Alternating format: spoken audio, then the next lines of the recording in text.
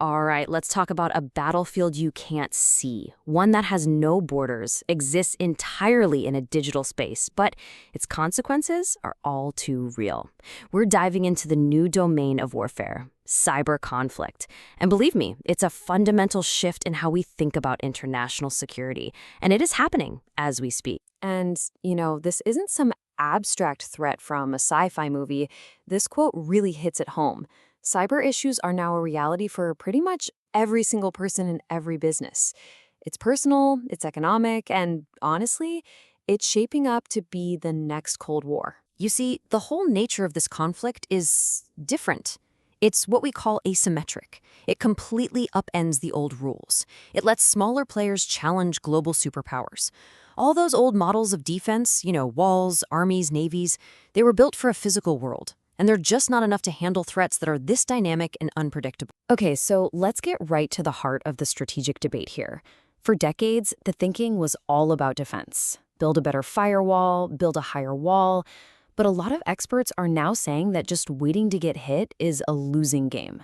So the whole conversation is shifting. It's moving towards a more proactive, even offensive strategy. But as you can imagine, taking the fight to the attackers, well, that opens a massive can of worms when it comes to privacy, legality, and the huge risk of making things escalate fast. So what does one of these attacks actually look like? How does it unfold? To really get a handle on the threat, we've got to understand the mechanics. So let's pull back the curtain and look at the anatomy of a sophisticated cyber operation. Just look at the speed here. This timeline comes from a real investigation. They called it Operation Black Trace. It shows an entire attack escalating from the first breach to stealing data in, less than 5 minutes? Look at those timestamps. It all starts with one bad file. A few seconds later, automated tools are just hammering away at logins. Less than 2 minutes in, the attacker is inside an admin panel, already mapping the internal network. The speed is just breathtaking. And you have to understand, these attacks are not random. The pros, the real threat actors, they follow a very methodical process. It's actually adapted from military doctrine, and it's called the cyber kill chain. It's a deliberate, step-by-step approach. It goes from doing recon on a target to building a custom weapon, all the way to executing the final goal. It shows you this isn't just a burglary, it's a carefully planned military-style campaign. So what makes these modern attacks so incredibly hard to spot? It's techniques like this one, a fileless attack. This is really clever. It doesn't drop a suspicious virus file onto your computer. Nope. Instead, it hijacks legitimate tools that are already there, the kind of stuff your own IT department uses every single day. Because it's using trusted tools, it creates very little noise. It can operate totally under the radar, leaving no obvious footprints behind. Okay, so we've seen how these attacks work. The question is, who is behind them? Now we're going to shift gears and look at the major countries, the state actors that have built up these incredible cyber capabilities. First up, Russia. Russia has a long history of what they call active measures, basically sabotage and subversion. And in the digital age, the name of the game is plausible deniability. That's why they so often use proxies. Sometimes that means hiring criminal groups. And sometimes, as you can see right here, it can even mean using commercial ships from a shadow fleet. A tanker like this can be used for physical sabotage, like cutting undersea data cables, all while giving the government total cover. And their targets are anything but random. This data shows a really clear focus on disrupting key sectors in Europe. You see government and transportation right at the top. That's directly tied to undermining Western support for Ukraine. But look at the other half of the pie, critical infrastructure and industry.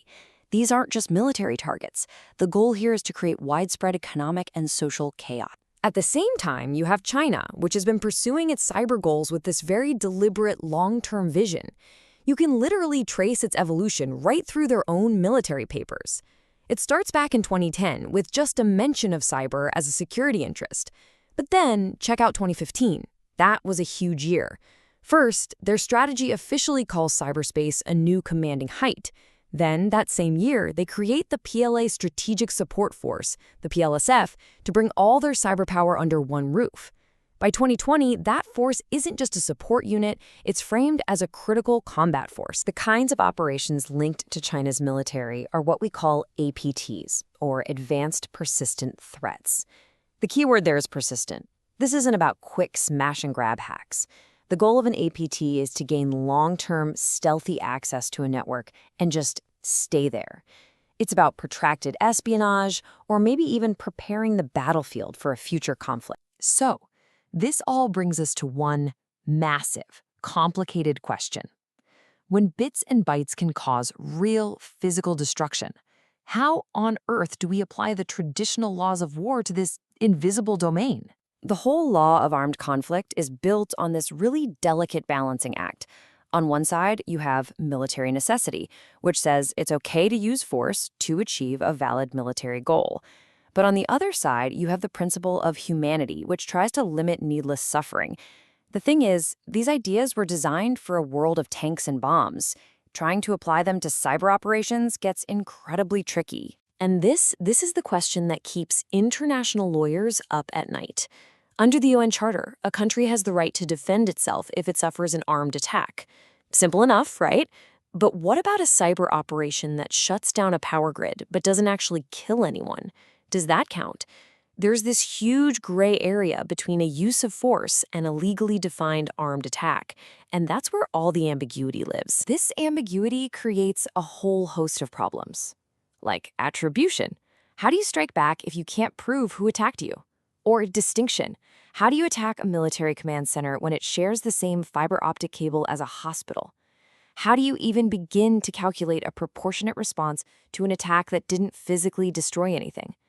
These are the really thorny legal and ethical dilemmas that policymakers are wrestling with right now. So, given all these incredible challenges, how are we supposed to defend ourselves?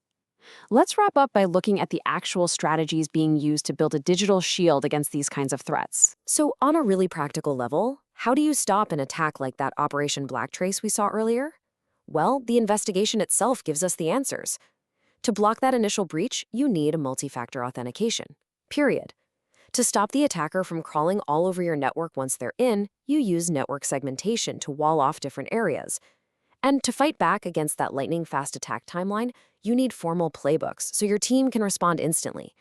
These aren't just abstract ideas, they are direct counters to the kill chain. And looking to the future, the next generation of defense is all about AI, artificial intelligence.